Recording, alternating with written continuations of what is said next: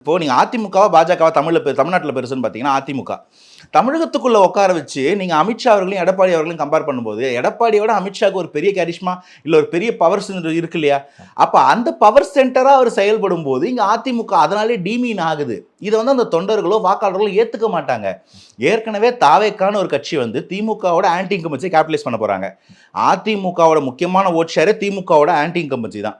ரெண்டாவது ஒரு கரிஷ்மா பேஸ்டு எம்ஜிஆர் ஜெயலலிதாவை தொடர்ந்து வந்து வாக்கு. இப்போ இது எல்லாத்தையுமே அதிமுக இழக்கும் பட்சத்தில் இது எல்லாமே தாவேக்காக்கு கேபிட்டலைஸ் ஆச்சுன்னா என்ன ஆகும்? அந்த அதிமுக இருக்கக்கூடிய ரெண்டாவது இடமே தாவேக்காக்கு ஆல்ரெடி போயிடுமோ அப்படின்ற ஒரு பெரும் கேள்வி வருது இல்லைங்களா? ஸோ இந்த கேள்விகள் எதையுமே வந்து எடப்பாடியார் வலுக்க விட மாட்டாரு. ஒருவேளை போய் தான் ஆகணும்னா கூட maybe this can be a post pole alliance. இந்த நேரத்தில் பாஜகவோட கூட்டணி போகிறது அஇஅதிமுகவுக்கு இன்னும் வாக்கு சரிவை தான் ஏற்படுத்தும். இவங்க வந்து வெறும் வந்து மைனாரிட்டி வாக்ஸ் தானே, அவங்க ஓட்டு வரலன்னா பரவாயில்ல, மீதி இருக்கக்கூடிய மெஜாரிட்டி ஓட்ஸில் பிரிச்சுக்கலான்றது தான் அதிமுக பாஜகவோட ஸ்ட்ராட்டஜியாக நான் பார்த்தேன். ஆனால் மெஜாரிட்டி வாக்காளர்கள், first time voters, swing voters எல்லாமே பாஜக கூட போகும்போது